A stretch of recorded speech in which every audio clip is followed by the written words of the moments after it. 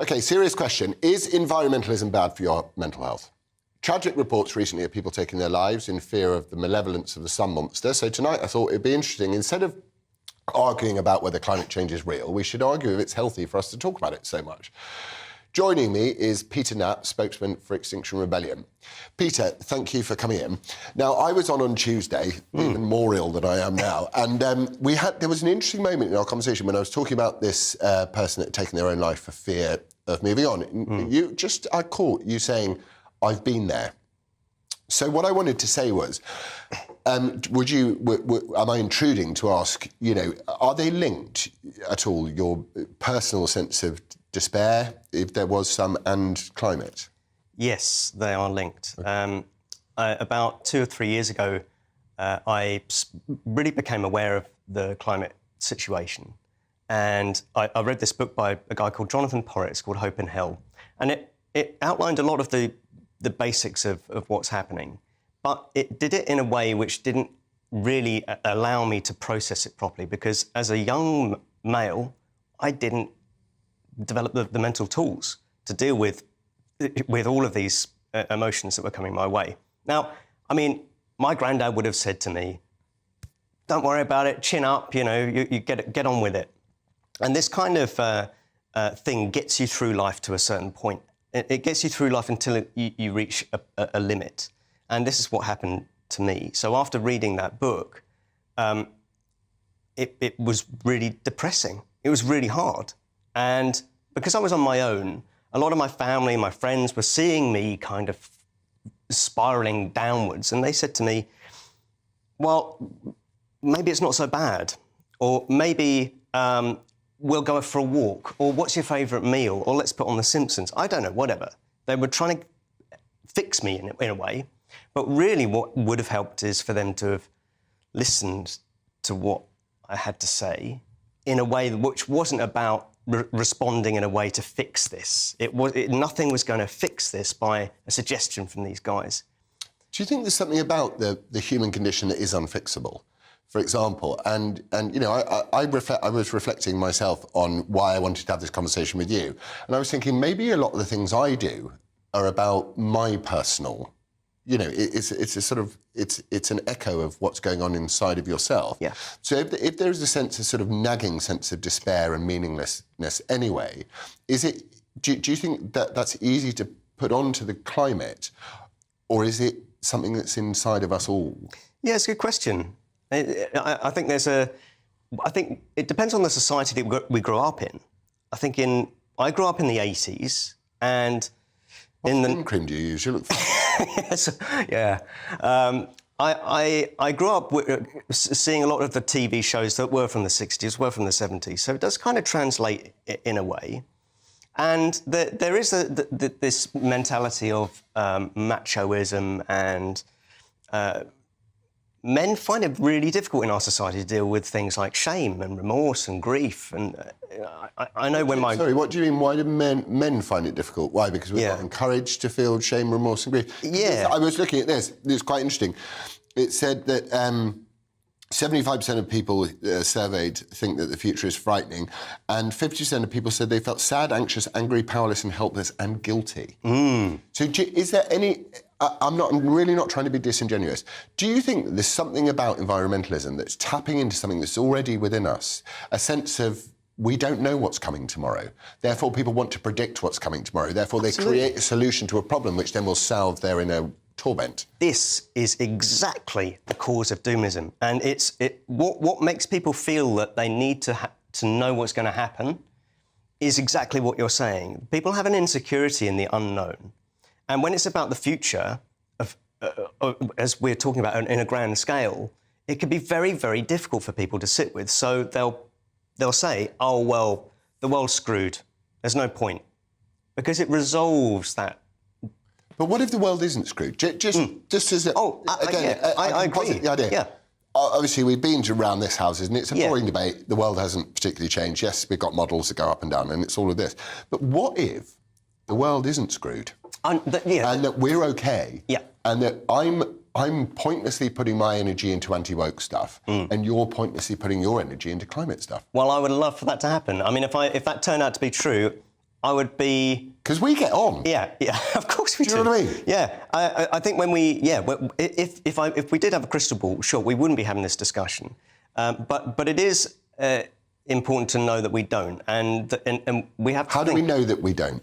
We don't have a crystal ball, or... No, oh, sorry, I thought you were saying we don't have the world isn't going to be okay. Oh, sure. No, so you're going to make the argument that if there's a 1% chance that it's all going to hell, we've still got to pursue the 1% chance because the planet's going to... Yeah, and I guess in a sense you're trying to quantify it as a 1%, and that makes it feel like it's not likely. But in reality, it's much more in the dominant side that things are going to go quite badly. But we have a choice now about how badly that goes. It's not... I don't think we have a choice in keeping things as they are.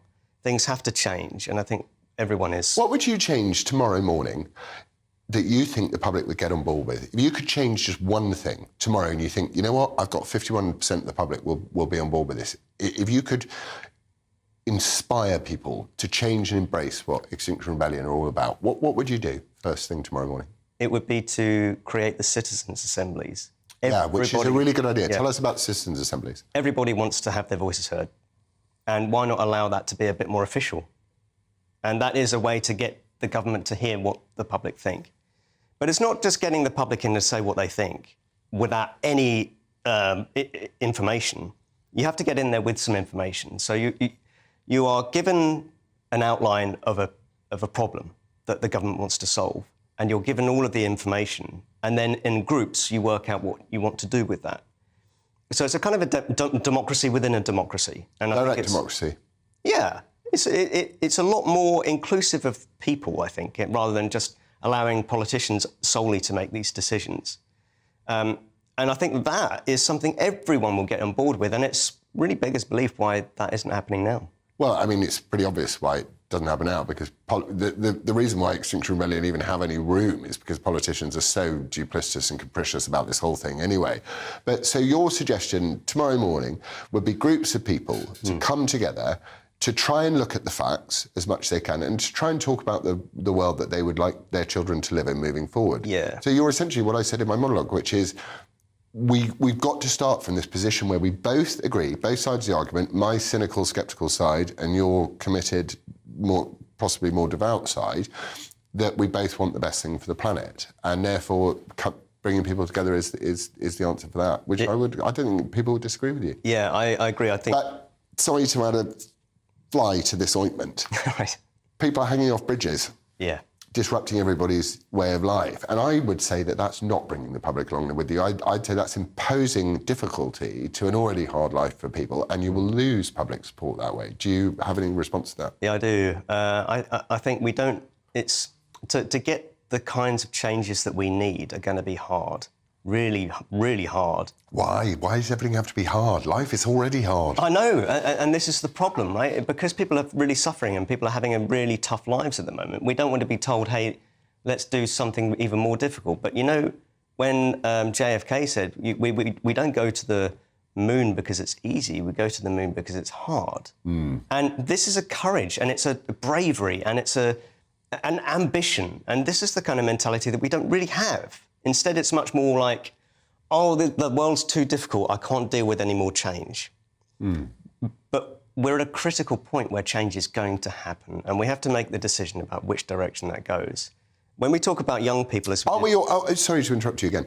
Are we not always at a critical point where change is going to happen? You know, I suppose, you know, if the Jordan Peterson readers will go, you know, make your bed. You're in charge of your own destiny. You can really make a difference in your life. So is that critical point not part of the human condition? So I'm with you all the way up to the fact that, you know, let's dream. I'm really with you. I think that's fantastic. But the minute I start to back off is when you go, change is happening whether you like it or not. Yeah. And that feels a bit imposed. So is there something to say, look, we don't know that change is going to come, but there is a chance that mankind is contributing to the mass warming of this planet. And when one system breaks down, every system will break down, and it will happen very quickly. We need to be prepared, whatever we need to preserve. Can we not make it positive in some way rather than going, look, it's doom, it's game over? Absolutely, and when we talk about the mental health of young people, especially in coping with this, the positive messages are absolutely critical. in preventing real serious mental health issues. And when we talk about how that happens, it's getting people in the room who don't fight with each other, right? If you're feeling a certain way and you're being told that you're wrong for feeling that way, it's going to feel horrible. It has done for me, and I'm sure it has done for you, where you feel in a certain way and someone says, hey, you're wrong for feeling that. You should be thinking this. And when that happens to young people confronting the climate, it alienates them, makes them feel alone. So going back to what you said and what positive steps can be made, I think a lot of suggestions that are being put forward really have huge benefits to society. For example, if we were to have more public transport, that really does benefit everybody.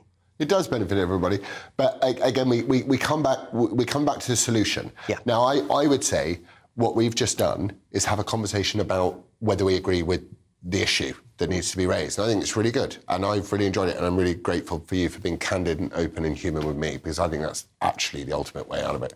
Yeah. So thank you very much. It's a pleasure, man. Right.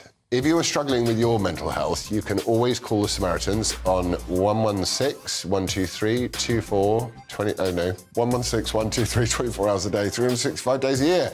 Thank you, Peter Knapp of Extinction Rebellion, for being sane. Still to come, Jason Miller, Senior Advisor to President Donald Trump, to discuss that court case.